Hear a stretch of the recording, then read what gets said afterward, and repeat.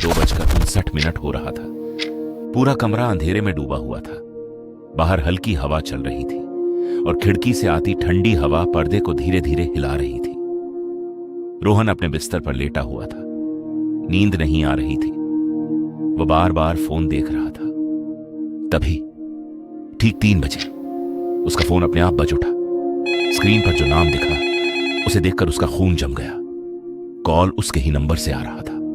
Unknown नहीं, बल्कि उसका खुद का नंबर। रोहन ने घबराकर फोन उठाया। कुछ सेकंड तक खामोशी रही। फिर उसी की आवाज आई, लेकिन बहुत धीमी, टूटी हुई। रोहन, फोन मत काटना, ध्यान से सुन। रोहन का दिल जोर से धड़कने लगा। कौन है?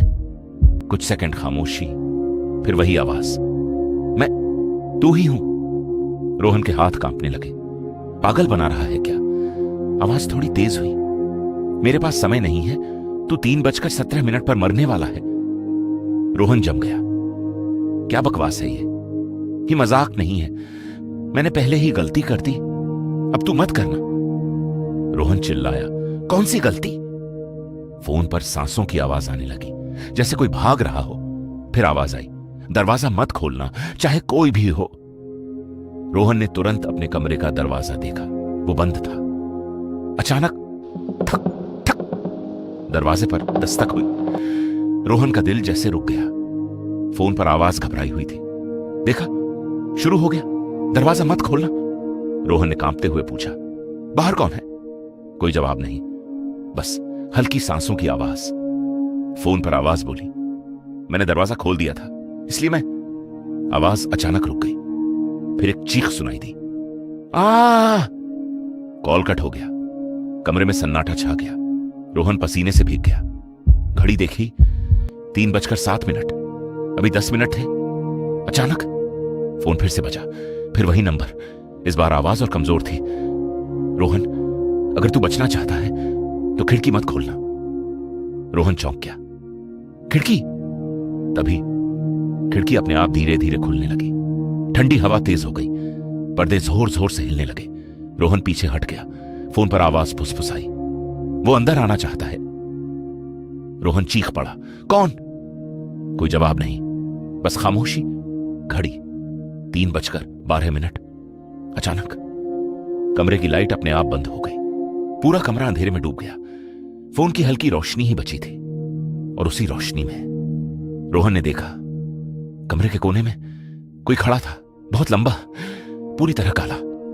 उसका चेहरा दिखाई नहीं दे रहा था, बस आंखें सफेद चमकती हुई। रोहन का गला सूख गया। फोन पर आवाज धीरे से बोली, अब देर हो चुकी है। रोहन पीछे हटने लगा, लेकिन उसका पैर किसी चीज से टकरा गया। वह गिर पड़ा।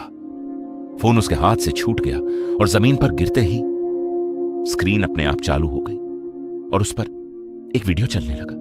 वीडियो में वही कमरा था, वही अंधेरा, और फर्श पर रोहन पड़ा हुआ था, बिल्कुल वैसे ही जैसे अभी। लेकिन उसकी आंखें खुली थी और वह हिल नहीं रहा था। वीडियो में वही काली परछाई उसके ऊपर झुक रही थी और धीरे धीरे उसके अंदर समा रही थी। रोहन ने डर के मारे आंखें बंद कर ली। घड़ी 3:16। 1 सेकंड, 2 सेकंड, 3 सेकंड, 3:17। अचानक सब कुछ शांत हो गया। कोई आवाज नहीं, कोई हवा नहीं, कुछ नहीं। कुछ देर बाद रोहन ने धीरे धीरे आंखें खोली। कमरा सामान्य था।